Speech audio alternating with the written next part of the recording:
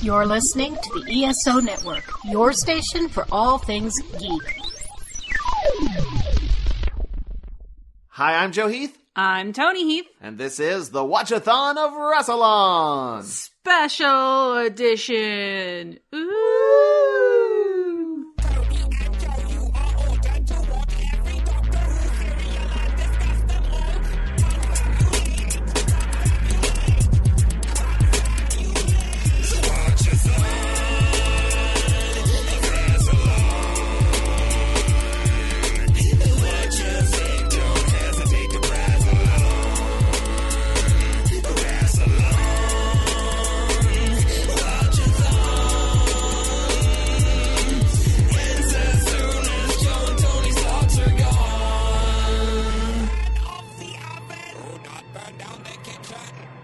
Today we're going to be talking about the Sixth Doctor in his entirety, played by Colin Baker. His era consisted of 3-ish seasons, 2 seasons and a serial, and that's 11 serials total, 31 episodes total, plus 1 mini-sode and 1 music video, technically, kind of. I'm not including all the Big Finish stuff, because I'm only doing things that were on, like, film, because I'm elitist like that. His era spanned from March 22nd, 1984 to December 6th, 1986. True facts! You know what I didn't actually look up that I'm going to look up real quick? How long we've been watching it? Yeah, how long have we been watching it? That is an excellent question. The first live stream for Twin Dilemma was January 17th, 2021. We have been dealing with the Sixth Doctor for, because it's September 5th now, 9 months? It took us 9 months to watch 11 serials. Well, why? I mean, we did take a hiatus. Oh, right, yes. To mirror the show and not for any real, like, personal reasons. Not because of any life reasons whatsoever.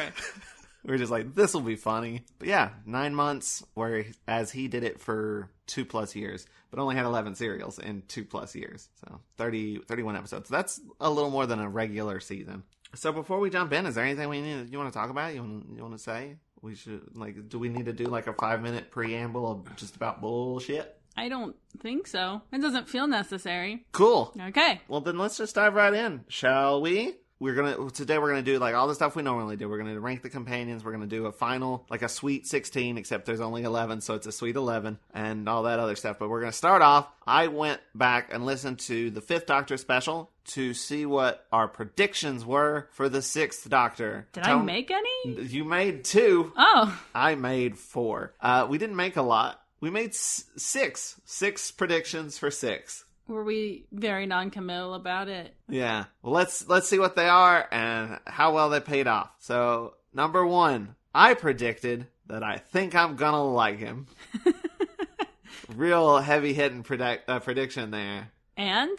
I like him! Hey!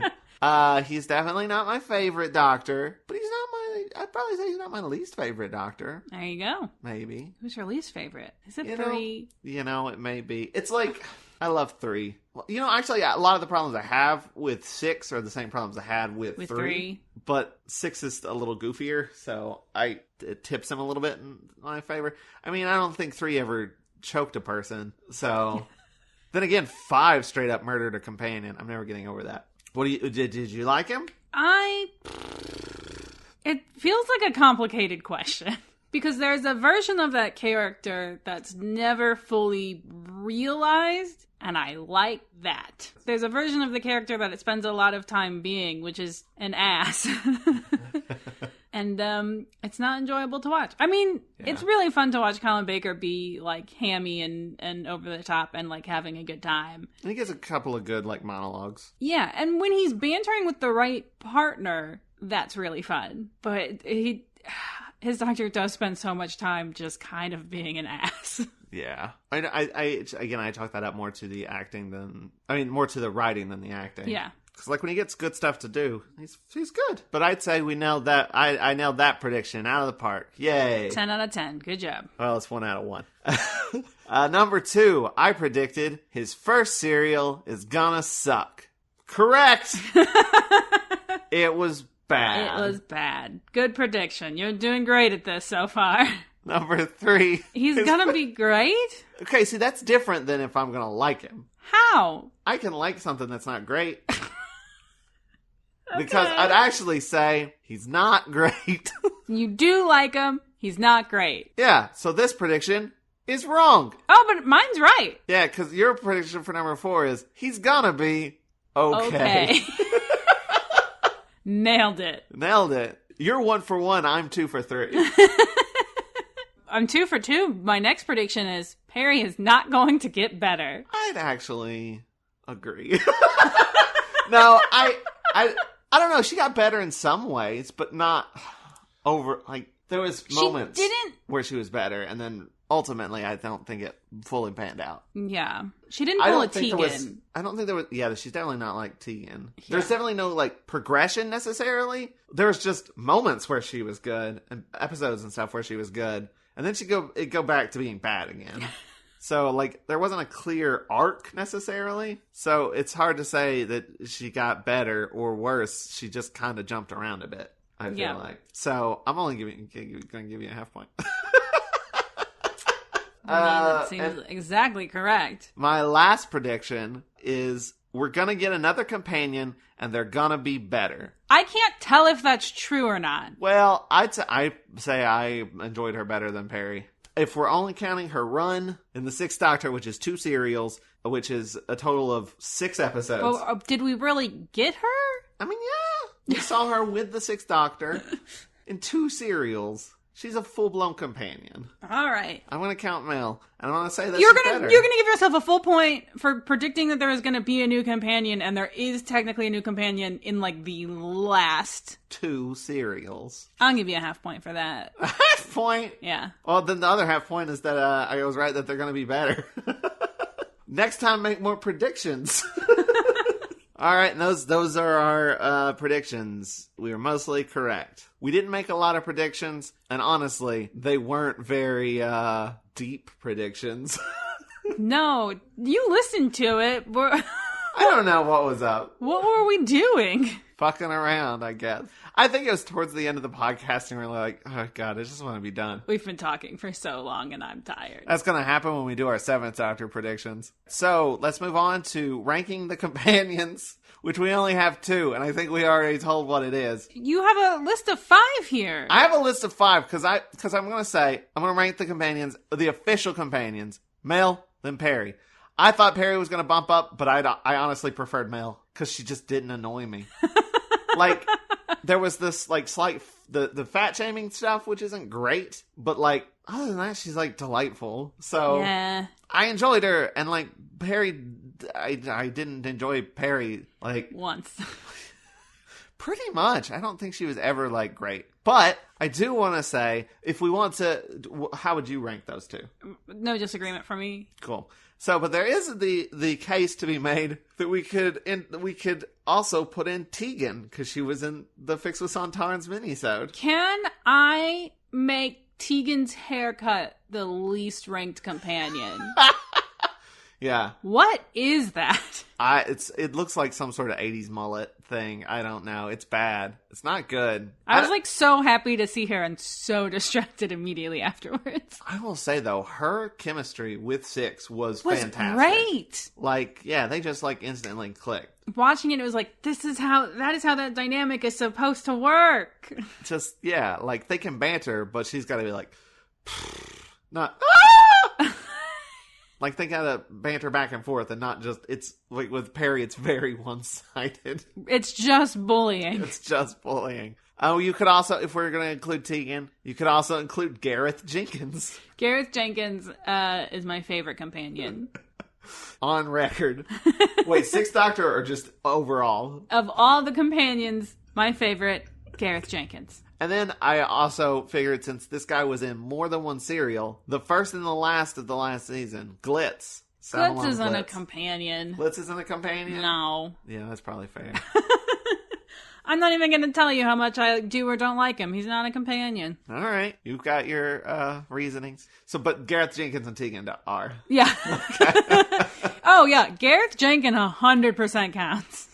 So, for you, it's Gareth Jenkins, Tegan? No. Male? Yeah, Tegan's at the bottom because of her haircut. Oh, I thought just her haircut was at the bottom. Oh, if that's an option, then yes. Gareth Jenkins, Tegan, Mel, Perry, Tegan's haircut. I think this is a totally fair ranking system. I 100% agree. God, I would have loved the whole season of Six and Tegan. That'd have been great. Yes, I would have loved that. Like, here's the thing. Assuming that she got a different haircut. Like, here's the thing. Like, when we do the ranking of the companions, we usually talk about the companions, what we liked and what we didn't like. And, like, we talked more about Tegan's haircut than anything else because I don't think there's that much to go on Mel and Perry. Like, Mel's just... Mel just got introduced. I'd say, like, the most you can say about Mel is she is competent. She's just like a basic companion. I mean, can say that a lot of people didn't like her when she was cast. Oh, yeah. Because it was kind of stunt casting, right? She was already kind of famous. I think she was like an athlete or something. You know, I'm not 100%. No, wait, I think she was in a soap opera, maybe. Did people not like the fat shaming at the time? You know, I don't know. Oh, wait, she was an actress, dancer, and singer. She was a child star in the 70s.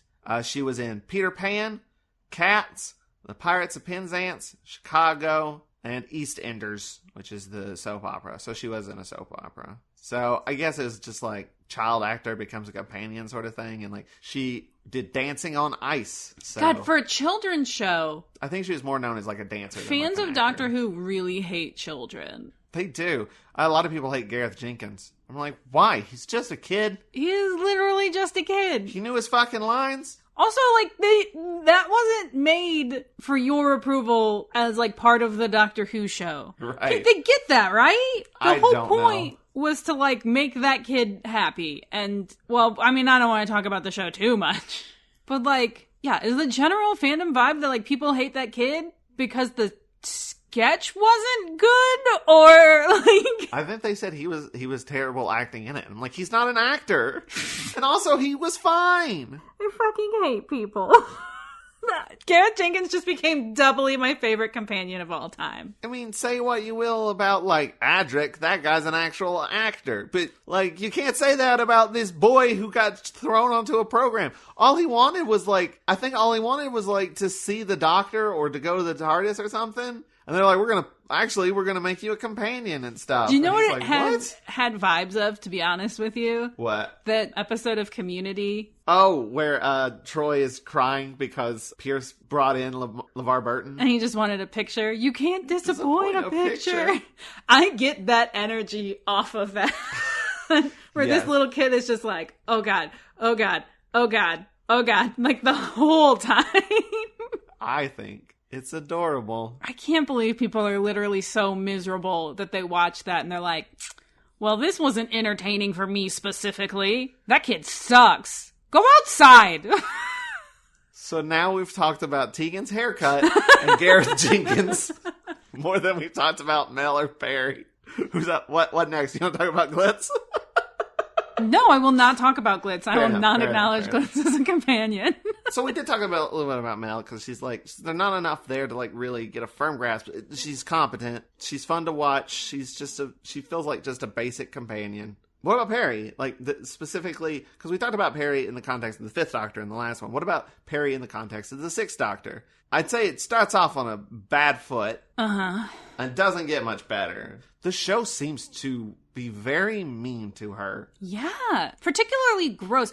Not like a drama way, just like a fuck you kind of way. I will say, because like I don't feel like I made a big enough, didn't talk about it enough in the last episode. It is so gross to me that Perry ends up with this, I already forget the character's name. Yurkanov. It's just one of the characters who's like, oh, this chick's hot, and like is creepy throughout the whole episode. She ends up with one of those characters. Why? Ew. Gross. Also, he's like, I don't know, 100. I don't think he's 100. He's 100. I will say, out of all of the gross characters that were into her, he was the least gross out of them. Yeah, I mean, I guess, but it also doesn't change the fact that one, he fits that trope completely, and two, he is just like, you're gonna be my bride, and she's like, okay. Yeah. Like, she never argues with him, and I guess that just happens. Even though she does spend the whole episode talking about how she just wants to go home. Not great. I think that, like, the Time Lords are just like, yeah, she's happy. And I don't think she was. Would you have preferred her just being dead? Because that's what the actress prefers. I mean, a little bit. Because it's like, it's more dramatic. I was gonna say, yeah, at the very least, that is like a ending. As opposed to like, oh, well, she got married and she's happy and you're just not gonna go back? I guess so. Like, you didn't give her that is wild. It's not the first time on this show where it's like, we need to get rid of a female companion. I guess they'll get married and then stop existing. You can't do a space-time after you've gotten married. To be fair, the idea that she hooks up with, like, Yurkanos was super last minute. I think Colin Baker's like, what really happened to her? We don't actually know. And they're like, oh, I don't know. Nobody fucking cared. Well, also they're like, oh, I didn't know people were going to be so upset that she died. So J&T is like, well, she goes off with Yurkanos. We'll write that in the last episode. Crazy. Awful. I didn't know people would be so upset that she died. Well, it's probably because nobody cared when Adric died. I don't know. I'm done talking about companions. How about you? Yep. You want to do the Sweet 11? Sure. All right, I got brackets ready. Again, I don't know why I'm here. I don't retain this information. I know. Okay. Here we go. I took all 11 episodes, I put them in a random generator, and then I put them into this bracket. I feel like I need to specify beforehand that my opinion is like the points in Who's Line. I think I made that joke last special. You might have, I don't remember. So here we go. First up, we got the first Sixth Doctor episode, the Twin Dilemma. The one with the choking. The one with the choking. The one with the twins that are smart. I do remember liking them in the set design, but I remember the parts that I liked. It starts strong and then just falls the fuck apart. Yeah. There's like a big gross thing that mind controls people, and then the Doctor throws a bomb at him, and then some guy dies in the Doctor's arms, and he's sad about it. I think he might even be a Gallifreyan, I don't even remember. It's like the whole thing is like knocking planets out of sync, and they're gonna like unleash a bunch of egg monsters. So that's what's up, and it's up against the last Sixth Doctor serial, The Ultimate Foe,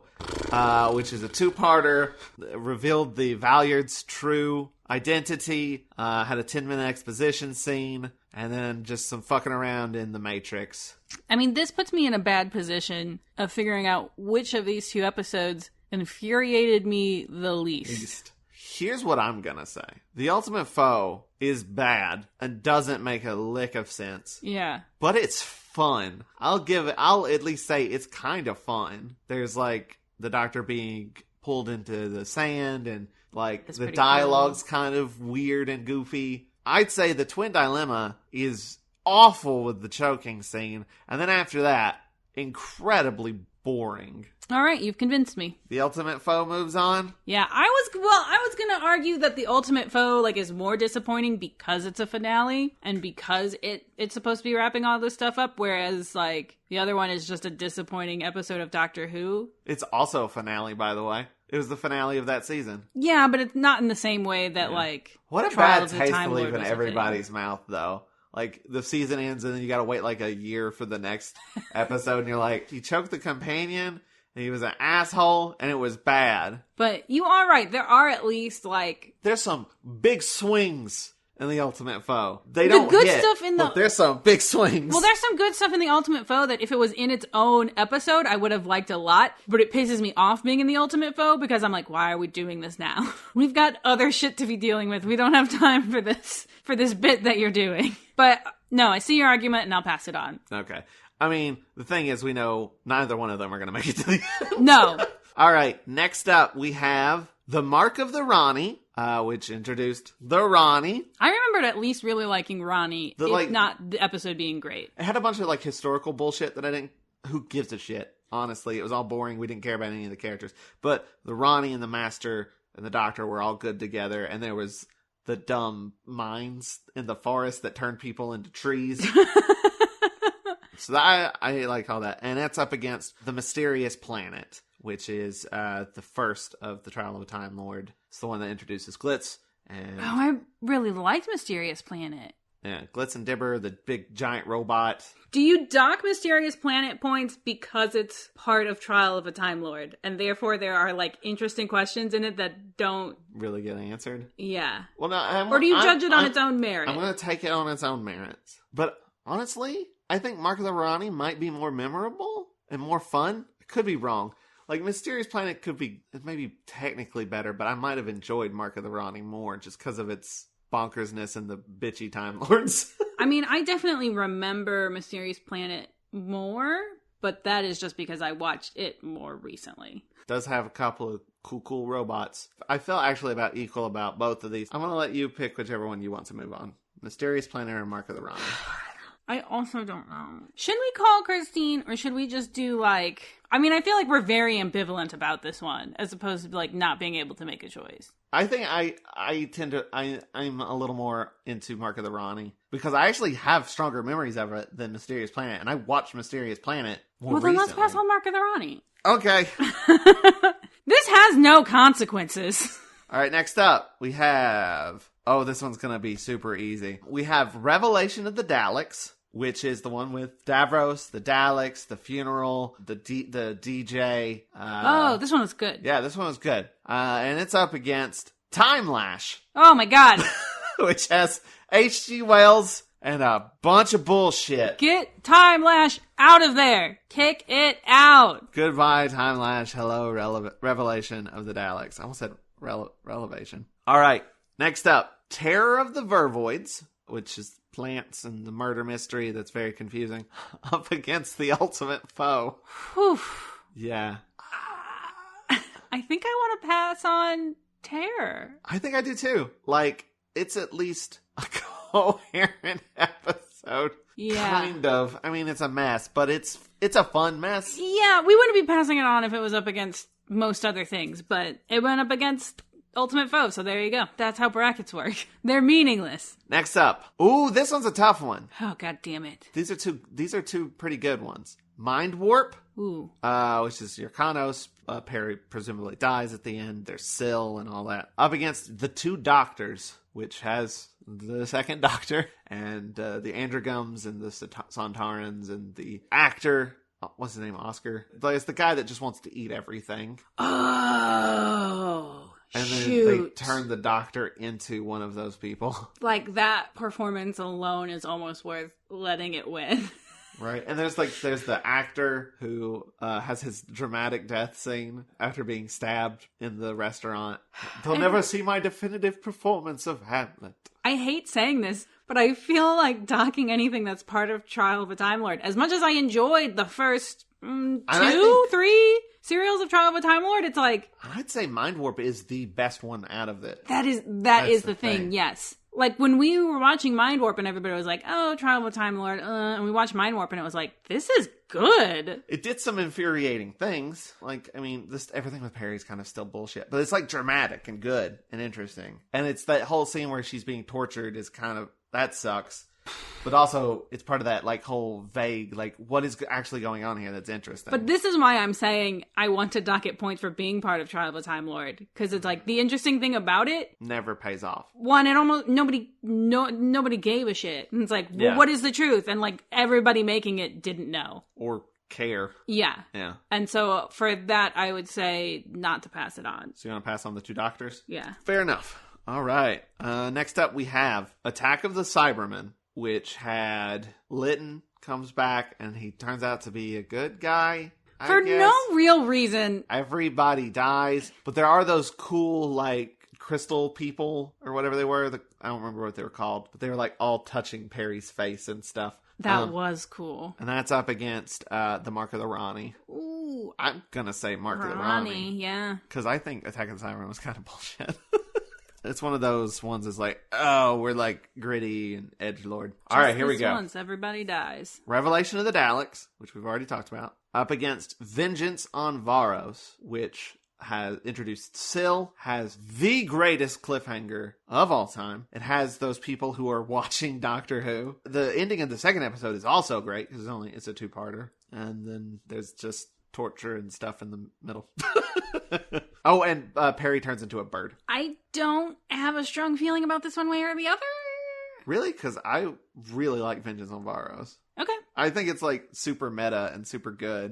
Do you remember that cliffhanger? I know the cliffhanger you mean. The one where they say cut. And then it cuts to commercial. And it has that adorable bickering couple who are watching it all. It's so good. All right, pass that on then. I really like watching, this is something that's already known on the podcast, that I enjoy when people eat on TV shows. Oh, and that was the one that was also, they were like, there's the whole thing with the water. And then we got thirsty, and then they were thirsty. No, that's why I wanted to pass the two doctors on. It's just because a significant portion of it is eating.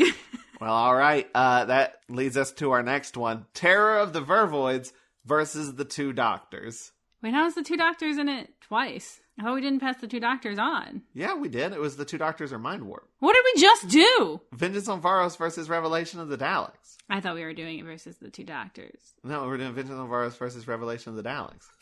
Which one was that? That was the DJ. Yeah, the DJ and the funeral and... Okay, that's fine. Okay. All right, so now... I warned everyone beforehand. So now we're at Terror of the Vervoids and the two doctors. The two doctors. Yeah. Wow. Doing this, I'm realizing there's not a lot of good serials. All right, next up we have The Mark of the Rani versus Vengeance on Varos. I know what I'm going to vote for. Okay. I would vote for Vengeance on Varos. It's very well written. That's a lot more solid. Yeah. Mark of the Rani is fun. Yeah. But it also has like a large portion that's boring. Anytime they do the like historical segment, like, do you even remember the historical segment of that? No. Some dude who invented a rocket or some shit? No. Yeah. I mean, to be fair, I don't remember a lot. Yeah, that's true. It's not a mark of quality. But, do you want to move on Vengeance on Varos? Yes. If you have a strong feeling about it, that's the one you should move on. Well, guess what? We're down to our final two. Holy shit. Okay. Again, there's not that many serials. The Two Doctors versus Vengeance on Varos. I feel like we should call Christine. All right, I'll call Christine. I know my answer. She's going to be like, how did it get here? Hello. Hi. Hello. Hi, Joe and Tony. Hello. I also have Hallie on, too. Hi. Well, first off, I went to the edge of the delivery radius. I picked up my pizza. I went all the way back home, and it was A, cold, and B, didn't have any pineapples on it. We don't do that here, sir. You said you do! I believe you're mistaken. Still doing the pizza delivery thing? Hallie is asking if I was still doing the pizza delivery thing. Yes, we're doing the pizza delivery thing. We're doing the pizza delivery thing, yes. Okay, well, what don't you do? The pineapples? Yes, we don't do pineapples or pizza. We sell tires now. What I thought it tasted really bad. I guess it's because it wasn't actually pizza. No, it was a tire. We do need new tires. It was a tire. Yes, we are a cyclical business, and we only sell round things, but the round things change. Okay. Was it a pizza when I got it? That's an existential question that we are not prepared to answer. Look inside yourself. All right. Well, Are you full of tire? I feel tired. Fuck off. Also, hi, Hallie. This is how.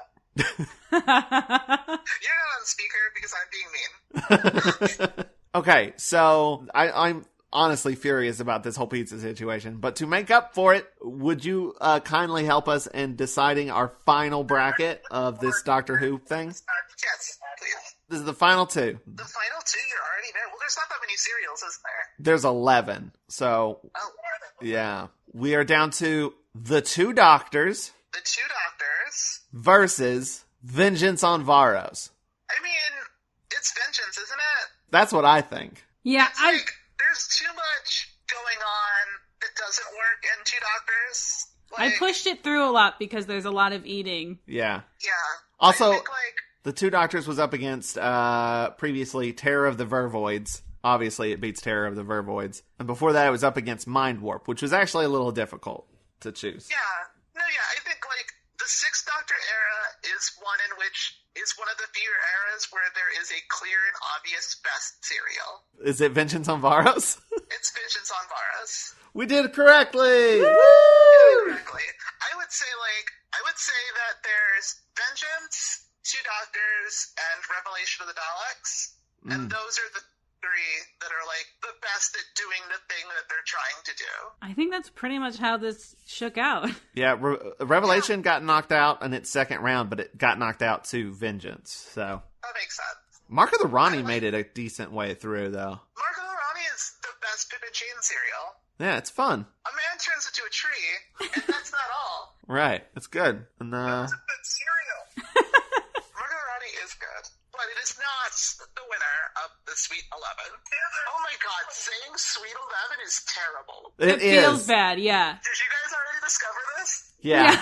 We didn't talk about it, but we Yeah, did we mention didn't it. acknowledge it, but we felt it. We felt it in our bones. Okay, well, it's good that it's been acknowledged because it's terrible.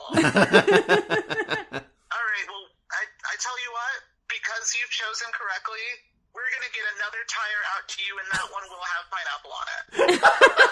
Thank you. That's all I'm asking for, is something round with pineapples on it.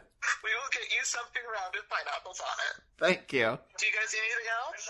No, I think we're good. Yeah, we appreciate your service. All right. Bye. Bye. All right. I knew that was going to happen. It feels good to have Christine's approval. Yeah. I knew vengeance was going to win because I felt it in my heart. I knew too, but I did just want to call Christine. Yeah. Do you even remember the pizza bit we did? No! All right. Well, that's it. We're going to take a quick break, and we'll be back for our final thoughts. Whoa! What do you want from me? That's the cat attacking Tony. Welcome to Dr. Geek's Laboratory. Dr. Geek here with another reminder that the ESO Network is pro-science and pro-vaccine. We urge you to be a superhero and protect yourself, your family, and your fellow geeks around the world. Don't be fooled by the forces of evil and their anti-science misinformation campaign. Consult the latest CDC guidelines, your doctor, and get the COVID vaccine today. Time to grab your pillow and join the Geek Father and Little Bit for discussions on current, nostalgic, and speculative happenings in pop culture. Nerd news, fandom histories, deep dive discussions, reviews, and more. It's like listening to your closest friends have a nerdy conversation. So sit back, relax, and let the Blurred Nerds podcast embrace you with their warm, goofy goodness. It's Nerd Goals for your ear holes, right here on the ESO Network. And we're back. Tony, do you know what time it is? I do know what time it is, but I won't tell you. Okay, cool. Then do you want me to do it? Okay. It's time for final thoughts. Final thoughts. Before we dive into like what your final thoughts are on the Sixth Doctor, I want to ask, were there any particular monsters or villains or side characters that you found intriguing in this era? I just really liked, for some reason, looking at the Vervoids. It just made me feel a certain kind of way. Wow. It seems pretty Freudian to me.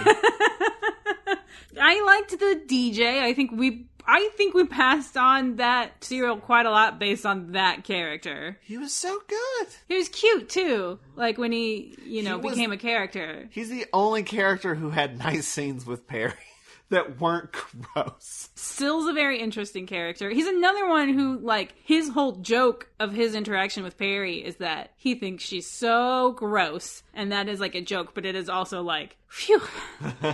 This is supposed to be a joke, but I'm finding it genuinely refreshing. Though in his first appearance, he does try to make her look better by turning her into a bird. A bird?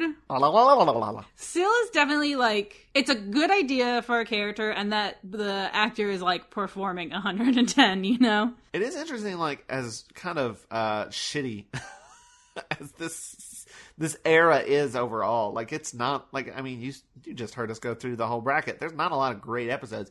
There is a lot of, like, sort of memorable characters. Yeah, Glitz and Dibber. I love both of them. You said you wouldn't talk about them. I'll talk about them. I just want to acknowledge them as companions. I don't have a reason. Sometimes you just gotta be obstinate for no good reason. I mean, I feel like they're the last Robert Holmes duo, really. Yeah. I mean, you got the Valyard, who is not as developed as he should be, but is like a memorable character. It's a memorable idea, for sure. It is frustrating that his character is so boring. I do think that is part of what, I think I said this in the episode about it, but like, when you don't know anything about Classic Who and you're watching New Who, the things that you hear over and over and over again from the people who do know Classic Who is like, I bet this character's the Ronnie. I bet this character's the Valyard.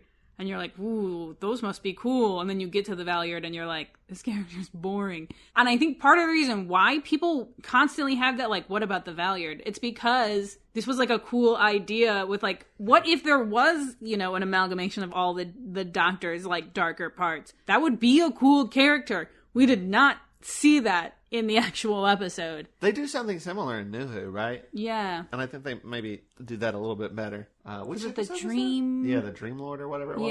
Yeah. That was very good. I would not be surprised if that was somebody, like an idea somebody had about like, this is how the Valyard should have worked. Right. And then they turned that into that, you know? There's a lot to take from this era that's I think's good. I'm also not surprised that it got canceled. It seemed like there wasn't a lot of care going into it at the time. And that's a bummer, because you still had all of the pieces for a really good show. Not I don't the think time there's and like attention. even like one person you can pin it on, because I feel like there's like a lot of camps that are like, oh, it's J&T's fault or it's Eric Sayward's fault, and I think it's kind of both their faults. I think J&T didn't care enough. I think Eric Sayward, I think he cared more, but also was kind of a dick, and he straight up said he didn't like Colin Baker. Right. And I know he has like all these like dark, edgy tendencies that I don't care for. And all of his episodes he tends to de-emphasize the Doctor because he doesn't like him. And I'm like, you can't do that. Right. You're not writing for the show you're on. Yeah. So like, I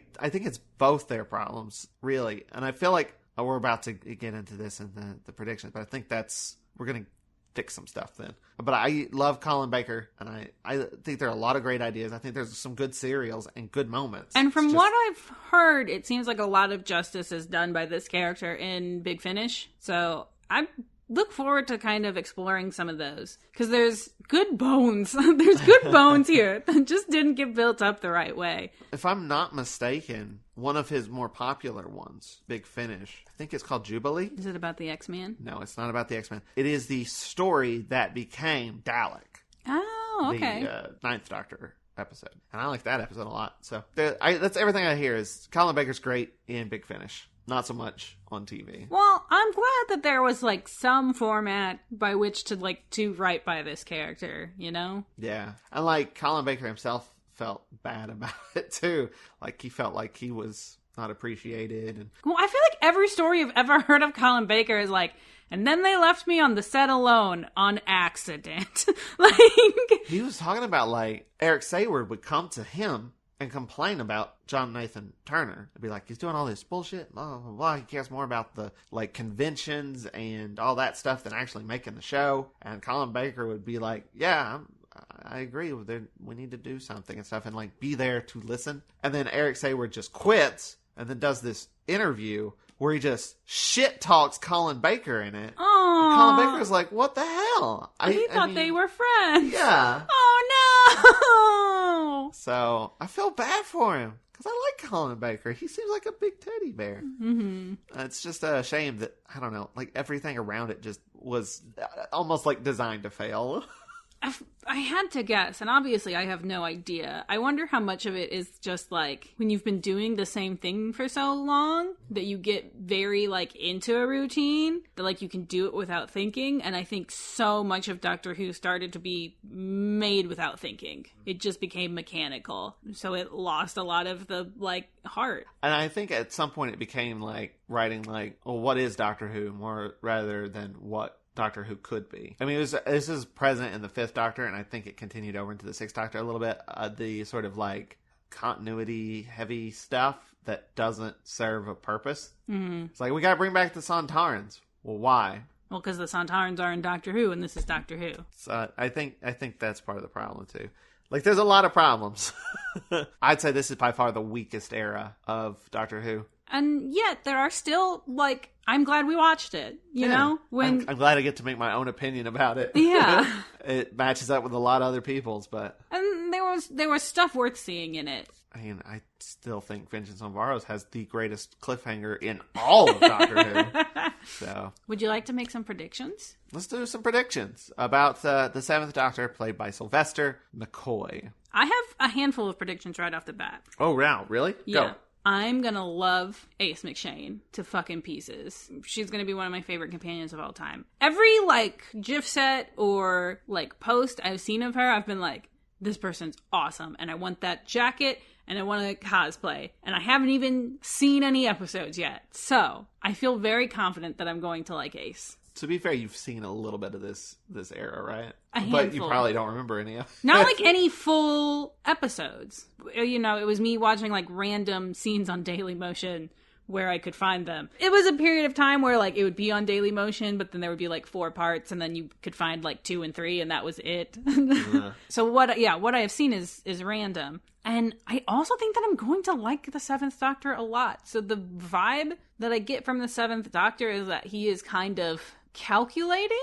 I'm not sure what it is, if he's like calculating and cold, or calculating and like goofy so that you don't know that he's calculating, or if he's like some weird combination of those. Yeah, I think he's going to be kind of like 2 almost. Yeah. Being goofy, but like having a plan. My other prediction is that this era that we're going into is going to just be so 80s. Just so aggressively 80s. I'm trying to think of like the things that I've kind of like gleaned about this era. I have like an image of it being like clever and also bonkers. I don't know if both of those are accurate, but...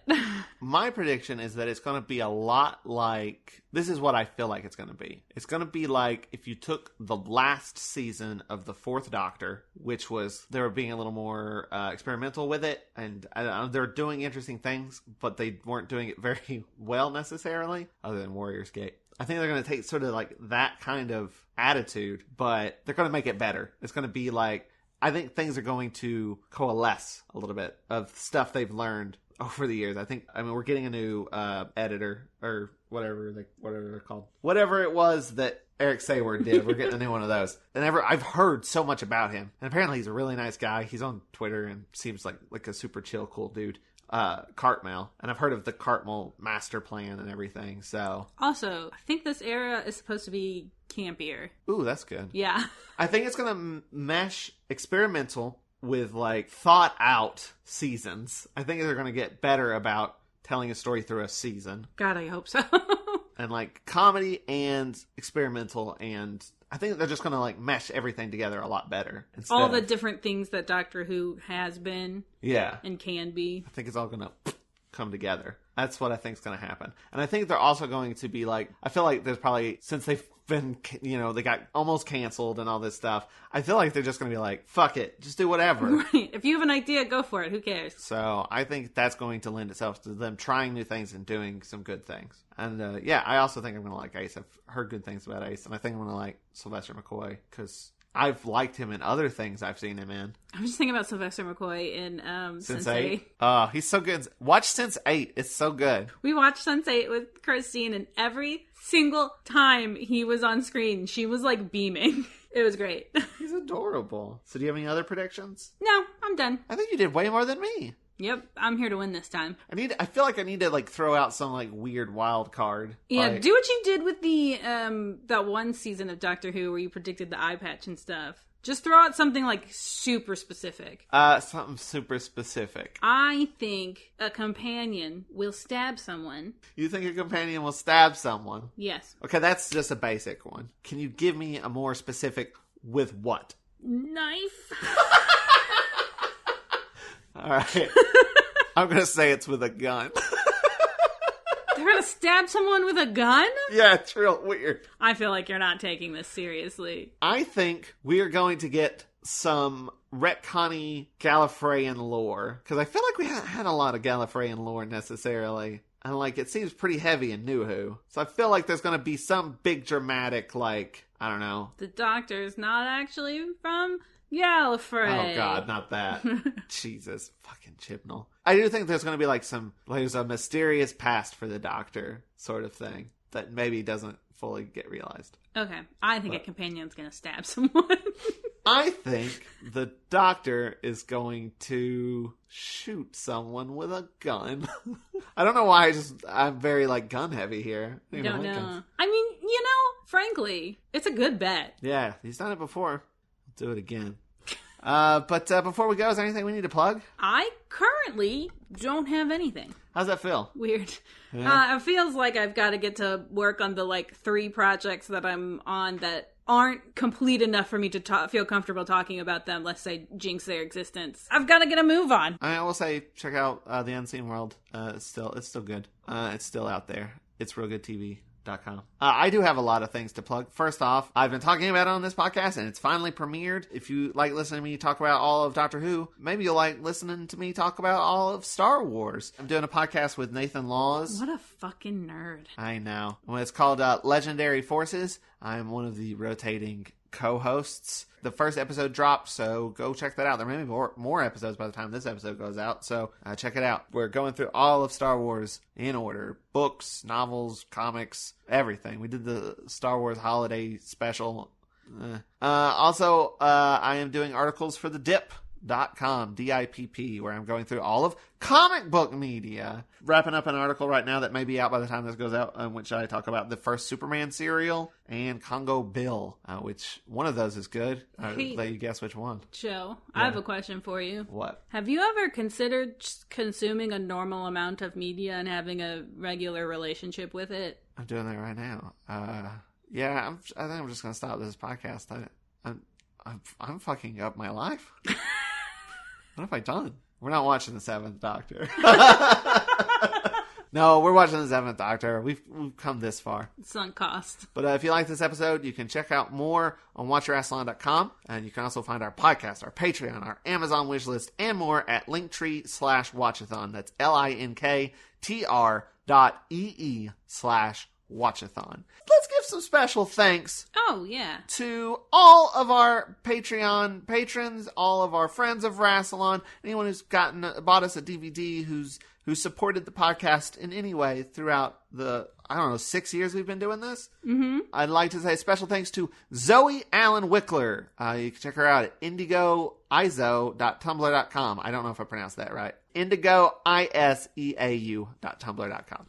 Special thanks to Kaylin. You can find them on Instagram at Kaylin Does Art. That's Cailin. I want to give a special shout out to Brie Castellini. Her website is briecastellini.com. Brie's Own World on all the socials. She does Burn Noticed with Christine and 7 billion other things. Special thanks to Steve Conway. Yay, Steve. You can follow Steve on Twitter at Steve Conway. Special thanks to Elliot Cooper. Good, personal friend, really. DocWithTardisFez.tumblr.com. Thanks to Ben Cowdell. That's a YouTube thing. Okay. You can find their YouTube series, Doctor Who 50 Years Ago. Special thanks to Brenna Duncan. You can find her podcast at youtube.com/The Ben Podcast. Why did I get this one? I can't pronounce E's and I's. It's